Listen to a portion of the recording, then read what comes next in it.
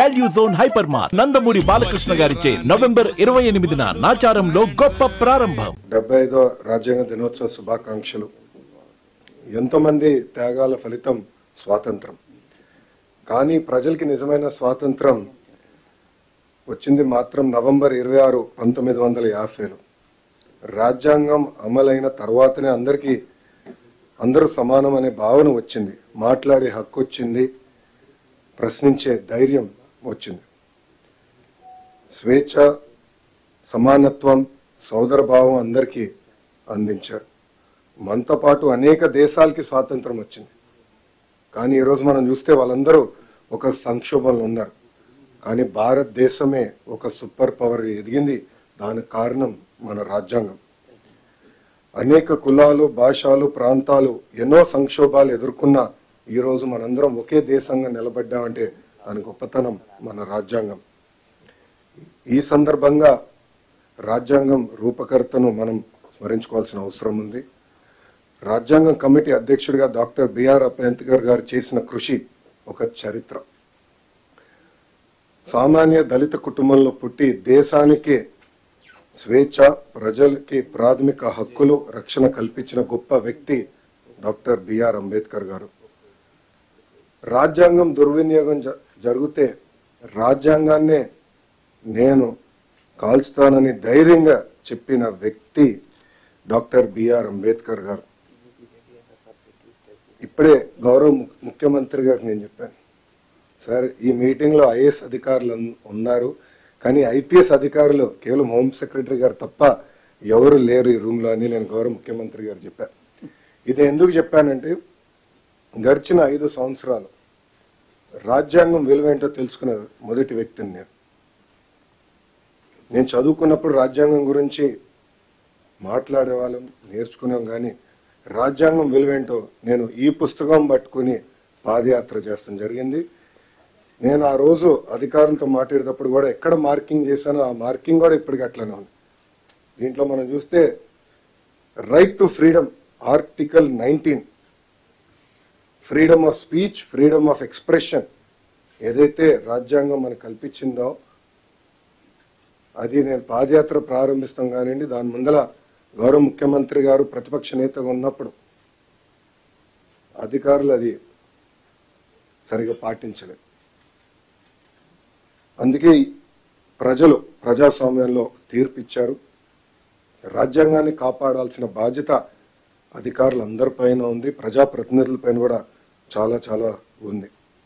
అందుకే సార్ దీంట్లో భాగంగా విద్యాశాఖలో మేము వచ్చే సంవత్సరం నుంచి బాలల భారత రాజ్యాంగం ఇవ్వాలని నిర్ణయం తీసుకుంటాం జరిగింది.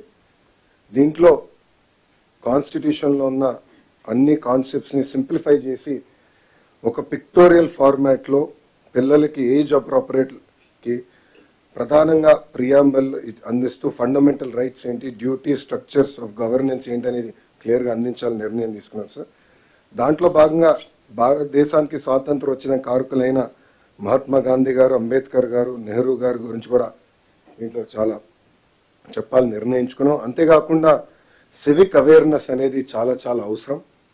ఒక మాటలో చెప్పాలంటే చదువు పైన బాగా శ్రద్ధ పెడుతున్నాం, మార్కుల మీద పెట్టిన శ్రద్ధ, రెస్పాన్సిబిలిటీ, సివిక్ అవేర్నెస్ మీద మనం పట్టలేకపోతున్నాం. దానివల్ల సమాజం తీవ్రంగా నష్టపోతుందని మేము భావించి principles of justice, equality and fraternity పెట్టాలని మేము నిర్ణయించుకున్నాం. దీంట్లో సింపుల్ స్టోరీస్ రూపంలో పిల్లలకి అర్థే విధంగా చేయాలని మేము నిర్ణయించుకున్నాం. అంతేకాకుండా ఈ పుస్తకంలో ఇంటరాక్టివ్ యాక్టివిటీస్ పెట్టాలని, పజిల్స్, క్విజెస్ ఇవన్నీ పెట్టాలని కూడా నిర్ణయించుకున్నాం. అంతేకాకుండా రోల్ మోడల్స్ మన గాంధీ గారు కానివ్వండి, అంబేద్కర్ గారు కానివ్వండి, నెహ్రూ గారు కానివ్వండి, సర్దార్ పటేల్ గారు కానివ్వండి, మౌలానా ఆజాద్ గారు కానివ్వండి, సర్వేపల్లి రాధాకృష్ణ గారు కానివ్వండి, వాళ్ళ గురించి రోల్ మోడల్, సింపుల్ ప్రొఫైల్స్ కూడా ఏర్పాటు చేయాలని నిర్ణయించుకున్నాం సార్. దాంట్లో భాగంగా ఒక కమిటీ వేయాలని నిర్ణయించుకున్నాం. కాన్స్టిట్యూషనల్ లీగల్ ఎక్స్పర్ట్స్ ఒక పక్కన, ఎడ్యుకేటర్స్ ఇంకో పక్కన, children literature authors, illustrators, visual designers, social scientist, civic educators, policy makers, ప్రజాప్రతినిధులు, చైల్డ్ రైట్ ఆర్గనైజేషన్స్. సో వీళ్ళందరినీ ఒక కమిటీగా తీసుకొచ్చి ఒక కాంపిటీషన్ మార్గంలోనే ఈ బుక్ రూపొందించాలనేది మీ ఆదేశాల మేరకు మేము విద్యాశాఖలో చేస్తాం జరుగుతుంది సార్. ఇది వచ్చే సంవత్సరం నుంచి పిల్లలందరికీ అందించాలని నిర్ణయం తీసుకున్నాం. ఇది స్కూల్ కరికులంలో ఇంటిగ్రేట్ చేస్తూ టీచర్కి అవసరమైన ట్రైనింగ్ కూడా అందించి పెద్ద ఎత్తున వైడ్ డిస్ట్రిబ్యూషన్ కూడా చేద్దామని సార్. పబ్లిక్ లైబ్రరీస్ కూడా పిల్లలకి పెద్దవాళ్ళు కూడా అందుబాటు తీసుకొచ్చే విధంగా చేస్తామని సభాముఖంగా తెలుపుకుంటూ, ఇక్కడున్న అధికారులందరినీ నేను కోరేది ఒకటే, రాజ్యాంగం అనేది అందరికీ సమానంగా అమలు అవ్వాలి. గత 5 సంవత్సరాలు ప్రజలు చాలా ఇబ్బంది పడ్డారు, నష్టపోయారు. మేమందరం కూడా దాంట్లో భాగస్వామ్యమే. ఈరోజు ఈ రాజ్యాంగాన్ని సమానంగా అందరికి అమలు చేయాలని ఈ సభాముఖంగా అధికారులందరినీ నేను కోరుకుంటూ, ఒక ఆంధ్ర మోడల్ ఆఫ్ ఎడ్యుకేషన్ తీసుకురావాలనేది గౌరవ ముఖ్యమంత్రి గారు ఇప్పటికీ మాకు చెప్తాం జరిగింది. దాంట్లో మేమందరం అహర్నిశలు కష్టపడుతున్న డిపార్ట్మెంట్ కూడా చాలా ఇది సీరియస్గా తీసుకుంటాం జరుగుతుంది. దాంట్లో భాగంగా పిల్లలకి బాల రాజ్యాంగం అనేది అమలు చేయాలని నిర్ణయం తీసుకున్నానని సభాముఖం మీ అందరు తెలుపుకుంటూ, రాజ్యాంగంలో sir we the people of India అంటారు. నేను I truly believe that we must also recognise that we the children of India. ఎందుకంటే పిల్లలే మన భవిష్యత్తు, పిల్లలే మన సంపద. రాబోయే దశాబ్దాలు దేశం అగ్ర దేశంగా ఎదగాలి, నంబర్ 1గా ఎదగాలంటే ఇప్పుడు మన పిల్లల పైన ఆధారపడి ఉంటుంది. దీనికోసం అందరం భాగస్వామ్యం అవ్వాలి, ఈ కార్యక్రమాన్ని జయప్రదం చేయాలని ఈ సభాముఖంగా కోరుకుంటూ, సుమన్ టీవీలో మీ పర్సనల్ అండ్ బిజినెస్ ప్రమోషన్స్ కోసం కింది నెంబర్కి కాంటాక్ట్ చేయండి.